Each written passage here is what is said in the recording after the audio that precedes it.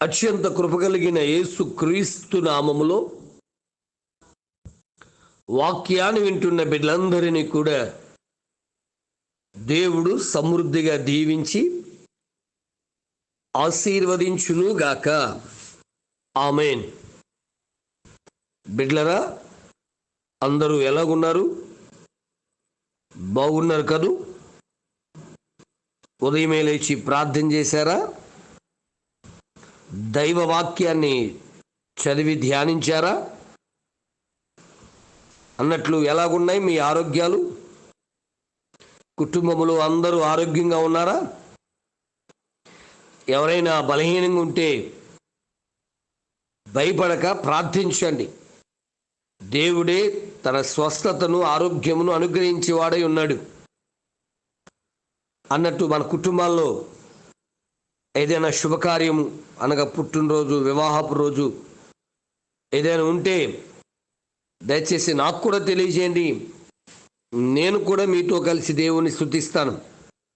అదేవిధంగా ఏదైనా జరగరాని విషయాలు, బాధాకరమైన విషయాలు ఉన్నా తెలియజేస్తే మీతో కలిసి నేను ప్రార్థిస్తాను.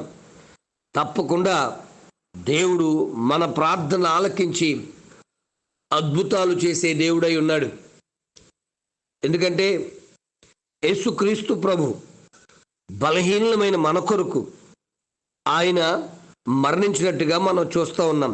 రోమీయులు రాసిన పత్రిక 5వ అధ్యాయము 6వ వచనం చూసినప్పుడు, ఏలయనగా మనం ఇంకా బలహీనమై ఉండగా క్రీస్తు యుక్త కాలమున భక్తిహీనుల కొరకు చనిపోయిను అనే మాట మనకి కనబడుతూ ఉంది. నిజమే, యేసుక్రీస్తు ఎందుకు చనిపోవాలి అంటే బలహీనమైపోతున్న మన కొరకు బలపరచడానికి ఆయన చనిపోవడం జరిగింది. నన్ను బలపరచువాని యందే నేను సమస్తమును చేయగలను అన్నటువంటి దేవుని వాక్య ప్రకారం ఆయన దగ్గరకు వస్తే ఆయన నిన్ను బలపరచువాడై ఉన్నాడు.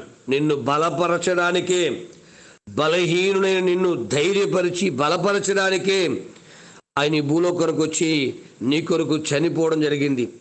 లూకాసు వార్త 19వ అధ్యాయము 10వ చూస్తే, నశించిన దానిని వెదకి రక్షించుటకు మనుష్య కుమారుడు ఈ లోకానికి వచ్చిన అనే మాట మనకు కనబడుతుంటుంది. నిజమే, నశించిపోతున్న మనలను, బలహీనమైపోతున్న మనలను, మరి అంతేకాదు రోమీయులు రాసిన పత్రికే 5వ అధ్యాయము 8వ వచనం మనం చూసినప్పుడు, మన ఎడల తన ప్రేమను వెల్లడిపరుచున్నాడు. ఎందుకంటే మనం ఇంకనూ పాపులమై ఉండగానే క్రీస్తు మన కొరకు చనిపోయెను. భక్తిహీనులైన మనలను బలపరచుటకు, పాపులమైన మనలను రక్షించుటకు, నశించిపోతున్న మనలను తన రక్తములో కడిగి పవిత్రపరిచి పరిశుద్ధులుగా చేయుట కొరకు ఆయన భూలోకానికి వచ్చి ఆయన చనిపోయి తిరిగి లేవడం జరిగింది. బిడ్డలారా, ఇదే మాట మనం చూస్తే రోమీయులు రాసిన పత్రిక 5వ అధ్యాయం 9వ చూస్తే కనుక, మరి ఉగ్రత నుండి మనల్ని రక్షించుట కొరకు ఆయన చనిపోయెను. అవును, యేసు మొదటి రాకడ గొర్రెపిల్లగా తగ్గించుకుంటూ దయగల దేవునిగా ప్రతి దాంట్లో ప్రేమను చూపిస్తూ వచ్చాడు. అదే దేవుడు రేపు రెండవ రాకడలు వస్తున్నప్పుడు ఆయన కొదమ సింహం వలె తీర్పు తీర్చు మహారాజుగా రాబోతున్నాడు. అదే సార్, అప్పుడు కూడా జాలి ఉండదా అనొచ్చు. ఒక ఉదాహరణ మీకు తెలియజేస్తున్నా. ఒకసారి ఒక వ్యక్తి దొంగతనం చేసి జనములకు దొరికేశారు. ఆ జనాలందరూ కూడా అతన్ని కొట్టేస్తూ ఉన్నారు. ఆ దారంట ఒక జడ్జి గారు వెళ్తూ ఆ కుర్రను చూసి జాలిపడి, అరే ఎందుకు కొడుతున్నారంటే, అయ్యా మా ఇంటిలో ఈ వ్యక్తి 5,000 రూపాయలు దొంగిలించాడు అని చెప్పి ఆ వ్యక్తి చెప్పడం, ఇలాంటోడు ఈరోజే వీడికి బుద్ధి చెప్పకపోతే, భయం చెప్పకపోతే వీడు ఎలాగే ప్రవర్తిస్తాడు, ఇంకా గట్టి కొడుతుంటే ఆ జడ్జి గారు జాలిపడి, అరే బాబు ఆ 5,000కి ఇంకో 5,000 ఇస్తాను అని వదిలిపెట్టేయండి అని చెప్పి తన దగ్గర ఉన్న డబ్బును తీసి ఆయనకిచ్చి అతన్ని విడిపించాడు. ఆ కుర్రోడు చాలా థ్యాంక్స్, వందనాలతో ఆ వ్యక్తిని విడిచిపెట్టి వెళ్ళిపోయాడు. కొద్ది కాలమైన తర్వాత ఒక కోర్టులో మరి ఒక వ్యక్తిని చంపి నరహంతకుడిగా నిర్ధారించబడి ఉరిశిక్ష వేయడానికి మరి అర్హుడుగా ఉన్నటువంటి ఆ వ్యక్తిని చూసి మరి ఆ జడ్జి గారు తీర్పు తీరుస్తున్నారు. వారి సెక్షన్ ప్రకారం ఉరిశిక్ష అమలు చేయడానికి తన నిర్ణయాన్ని ప్రకటిస్తుండగా ఆ కుర్రాడు అంటున్నాడు, సార్ సార్ గత కొద్ది సంవత్సరాల క్రితం 5,000 రూపాయలు దొంగతనం చేస్తే నన్ను రక్షించారు కదా, ఆ వ్యక్తి నేనే, మరిచిపోయారేమో, దయచేసి నా మీద మీకు ఎంతో ప్రేమ, మీరెంతో దయగలవారు కదా, దయచూపి నన్ను రక్షించండి అంటున్నాడు. జడ్జి అంటున్నారు కదా, ఆనాడు నేను దారంట పోయే సామాన్యమైన వ్యక్తిగా నిన్ను ప్రేమిస్తూ కనికరించి నిన్ను రక్షించాను.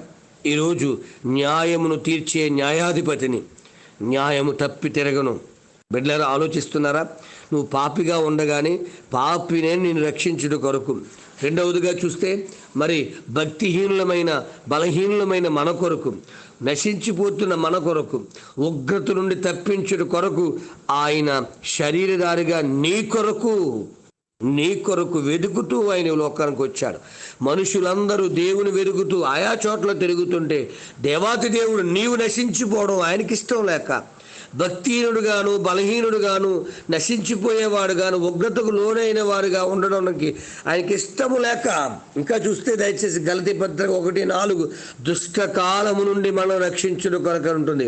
ఎఫెసీ 5:2 ప్రకారం ఆయన మనల్ని పరిమళ సువాసనగా మనల్ని తయారు చేయటకు ఆయనే తన్ను తాను అప్పగించుకున్నాడని మాట్లాడుతుంటుంది. బిడ్డలారా, తీతుకు రాసిన పత్రిక 2:14 చూస్తే ఆయన మనల్ని తన సొత్తుగా చేసుకోవడానికి, అంతేకాదు మరణము నుండి మనల్ని విడిపించడానికి 2వ అధ్యాయం ఎబ్రిల్ రాసిన పత్రిక 15 కనబడుతుంది.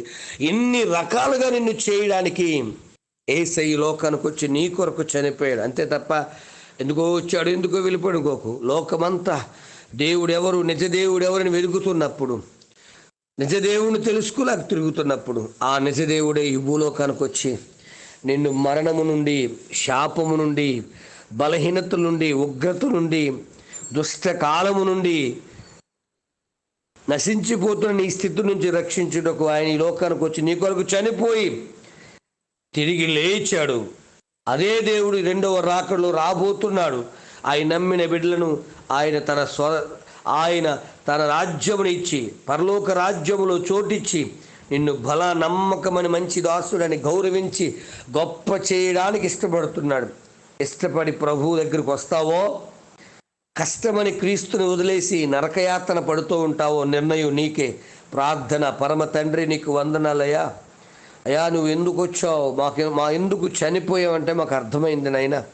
పాపినైనా రక్షించుట కొరకు, బలహీనునైన నన్ను బలపరచుట కొరకు, అనారోగ్యముతో బాధపడుతున్న నాకు బలమిచ్చుట కొరకు తండ్రి నీకు స్తోత్రాలు. దుష్టకాలము నుండి అయ్యా, ఉగ్రత నుండి రక్షించుట కొరకు నువ్వు వచ్చి ఉన్నావని, నా కొరకు చనిపోయావని, 2వ రాకడలో తీర్పు తీర్చే న్యాయాధిపతిగా ఉంటావని మాకు అర్థమైంది నాయన. అయ్యా, మేము ఇంకా సరిగా లేకపోతే ఇప్పుడైనా, ఈరోజైనా నీ మాట వింటూ ఆ ప్రకారం జీవిస్తూ మీ రాజ్యాన్ని చేరుకునే కృపద ఇచ్చామని, వర్ధలింపజేసి భద్రపరిచి మహిమ పొందమని, నీ కనికర కాపుదల సహాయ సన్నిధి అభిషేకము ఆరోగ్యముతో నింపి నడిపించి బలపరచమని యేసు నామమున అడుగుచున్నాను తండ్రి, ఆమేన్.